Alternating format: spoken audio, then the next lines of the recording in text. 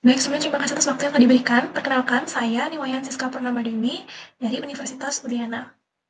Di slide pertama, saya akan membahas terkait latar belakang mengapa kami menjadikan Kota Bekasi sebagai objek analisa pada esai kami. Seperti kita ketahui bersama, pemanfaatan air hujan yang tidak terkelola dengan optimal, khususnya di daerah dengan intensitas curah hujan yang tinggi dan kepadatan penduduk yang terus meningkat, mengakibatkan permasalahan banjir seakan tidak dapat diselesaikan.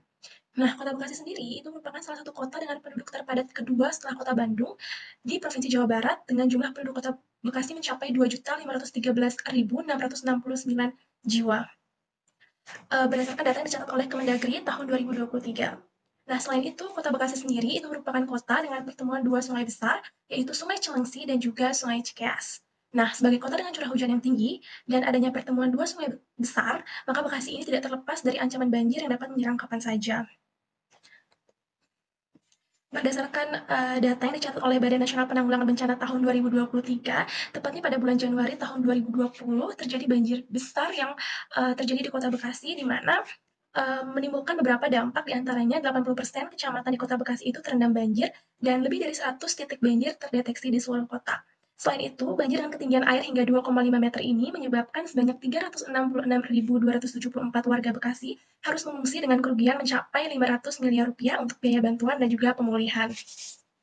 Nah, banjir yang menerjang Kota Bekasi pada tahun 2020, tepatnya pada bulan Januari, itu menimbulkan beberapa dampak, di antaranya hilangnya nyawa dan juga harta benda, kerusakan infrastruktur, gangguan pasokan listrik, transportasi umum, wilayah perdagangan, industri dan pertanian, kerusakan sistem drainase, serta kerusakan pada fasilitas umum. Selanjutnya, saya akan bahas terkait inovasi daripada floating house berbasis rainwater harvesting system. Jadi, inovasi floating house yang kami sampaikan pada esai kami, yakni merupakan solusi gagasan hunian baru sebagai solusi anti banjir untuk menjawab keresahan kondisi masyarakat Kota Bekasi yang dilanda banjir dan memiliki intensitas curah hujan yang tinggi. Floating house ini itu merupakan inovasi hunian yang mampu terapung pada kondisi banjir, sehingga bila air datang, itu rumah akan otomatis mengikuti tinggi permukaan air. Sedangkan bila permukaan air sudah surut, maka rumah ini akan kembali pada posisi semula. Selain itu, rumah juga dilengkapi dengan rainwater harvesting system untuk mengoptimalkan penggunaan sumber daya alam dalam hal ketersediaan air bersih. Di slide berikutnya, saya akan bahas terkait upaya yang sudah atau sedang dilakukan oleh pemerintah saat ini. Jadi, dalam mengatasi banjir di Kota Bekasi, beberapa upaya yang telah dilakukan oleh pemerintah, di antaranya yang pertama itu ada normalisasi sungai di Kota Bekasi. Jadi, pemerintah Kabupaten Bekasi itu telah melakukan normalisasi 3 aliran sungai, yaitu pada Sungai Kali Rasmi, Kali Ulu, dan juga Kali Pisang Batu yang dimulai pada bulan Maret tahun 2024 hingga Juli tahun 2024. Di mana dengan adanya normalisasi ketiga sungai tersebut diharapkan dapat mengendalikan banjir di area perumahan dan memperlancar debit air irigasi ke areal persawahan. Upaya yang kedua yaitu berupa pembangunan dan revitalisasi bendungan Prisdo, di mana bendungan ini dibangun dengan maksud dan tujuan untuk meniadakan pembendungan ketika terjadi debit besar dengan elevasi muka air melampaui batas tertentu sehingga dapat menghindari peningkatan ancaman banjir akibat adanya bendung pada musim hujan. Upaya yang ketiga yaitu sistem informasi manajemen tinggi muka air, di mana sistem ini masih berkaitan dengan dibangunnya bendungan Prisdo, di mana sistem informasi ini merupakan sebuah sistem informasi yang menghasilkan database tinggi muka air secara periodik dengan interval waktu tertentu. Selanjutnya terkait implementasi floating house berbasis rainwater harvesting system itu sudah kami cantumkan di flowchart yang dimulai dari inisiasi ide, pengembangan ide, kemudian penelitian, uji simulasi lab, uji lapangan, dan juga pada akhirnya adalah penerapan langsung dan diharapkan manfaatnya dapat dirasakan oleh masyarakat nantinya. Seperti itu.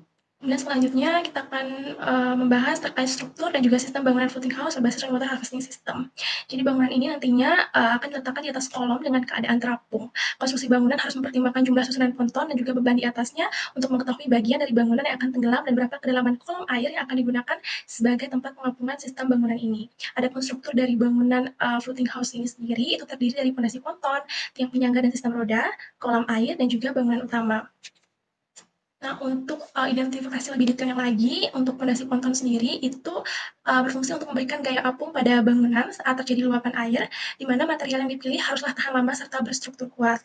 Untuk tiang penyangga dan sistem roda ini sendiri juga memiliki fungsi dan tujuannya masing-masing, di mana tujuan dari tiang penyangga ini adalah untuk menahan rumah agar tidak hanyut, dan pada setiap tiang penyangga ini terdapat ring beroda yang terhubung ke sisi bangunan untuk mempermudah pergerakan secara fluktuatif. Selanjutnya adalah material yang digunakan berupa beton ringan. Kenapa beton ringan? Karena jenis beton ini memiliki kepadatan lebih rendah daripada beton konvensional, namun tetap menawarkan kekuatan yang memadai. Berikutnya adalah terkait struktur floating house yang meliputi rangka bangunan dan juga model bangunan floating house. Jadi pada rangka bangunan perancangan floating house, rumah itu sudah dibuat dalam keadaan terapung. Nah, kolam air itu berfungsi sebagai tempat penampungan sekaligus pengapungan bangunan, sehingga permukaan bangunan bisa langsung naik menyesuaikan ketinggian kenaikan air saat banjir. Nah, untuk model bangunan floating house itu sendiri itu bisa dilihat pada slide gambar. Demikian penjelasan dari saya. Selanjutnya akan dilanjutkan oleh rekan saya. Terima kasih. Ada konsep water harvesting system. Nah, di sini guna untuk memenuhi ketersediaan air bersih dengan mengoptimalkan sumber daya alam di daerah perkotaan dengan rata-rata curah hujan tertinggi mencapai 292 ml pada bulan Januari, dan juga ini terjadi setiap tahunnya di Kota Bekasi. Nah, oleh karena itu kami mengambil alternatif, yaitu perancangan sistem untuk mengumpulkan, menyimpan, dan memanfaatkan air hujan untuk berbagai keperluan sistem. Nah, sistem ini dapat diterapkan untuk mengurangi ketergantungan terhadap sumber air konvensional. Nah, konsep ini sangat sesuai pada rumah yang berada pada daerah kepadatan penduduk yang tinggi dan kurangnya daerah resapan di sekitar hunian.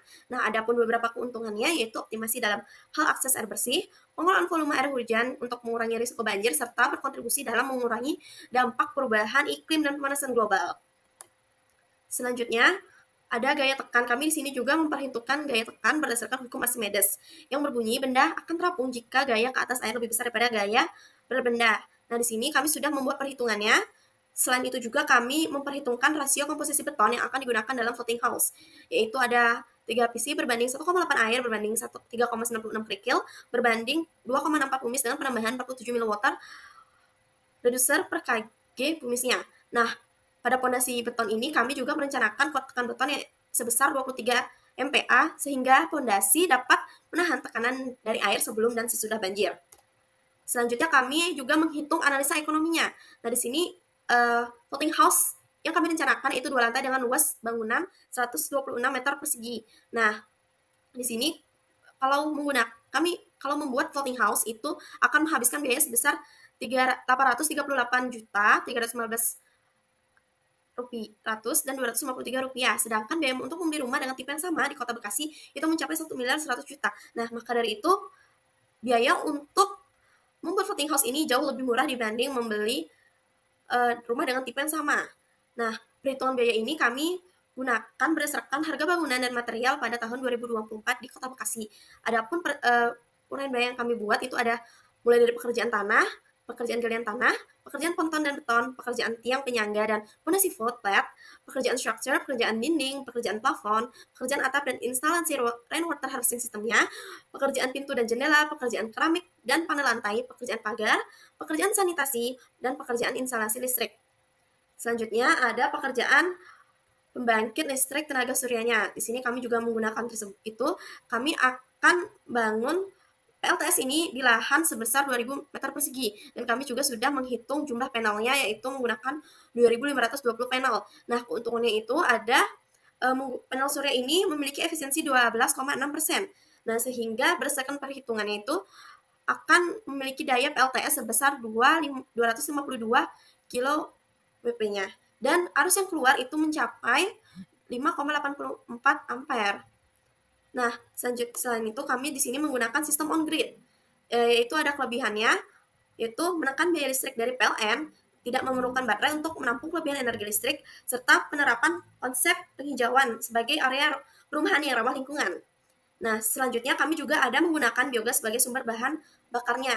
Nah, di sini biogas ini merupakan gas yang diproduksi ketika sel-sel organik sebagai kotoran hewan, daun-daunan, yang kemudian direndam dalam air lalu disimpan di tempat tertutup atau anaerob melalui proses digestion.